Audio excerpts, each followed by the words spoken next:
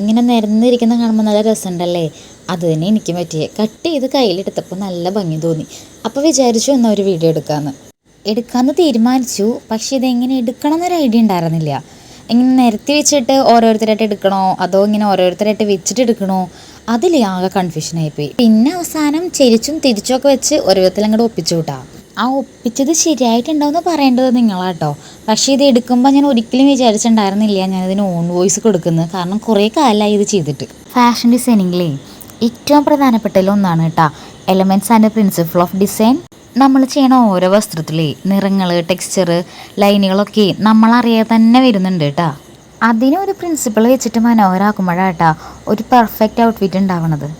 അങ്ങനെ നോക്കി ചെയ്തെടുത്തിട്ടുള്ള കുറച്ച് സ്കെച്ചസ് ആട്ടോ ഇത്. 12.5 ഹെഡിൻ്റെ സ്കെച്ചസുകളിലെ കുറച്ച് പേനയും പെൻസിലും പെയിൻറ്റും മുത്തുകളും കല്ലുകളും അങ്ങനെ കയ്യിൽ കിട്ടിയതൊക്കെ വെച്ചിട്ട് ക്രിയേറ്റ് ചെയ്തെടുത്ത കുറച്ച് ഡിസൈൻസ് ആട്ടോ. Texture, emphasis, lines, rhythm, gradation, അങ്ങനെ കുറേ പേരുണ്ട് ഇതിൽ. ഇതൊക്കെ ഈ ഡിസൈൻസിൻ്റെ ഓരോ ഭംഗികളാണ് കേട്ടോ. ഇതിൽ നിങ്ങൾക്ക് ഏറ്റവും ഇഷ്ടപ്പെട്ട ഔട്ട്ഫിറ്റ് ഏതാണെന്ന് താഴെ കമൻറ്റ് ചെയ്യാൻ മറക്കരുതേ.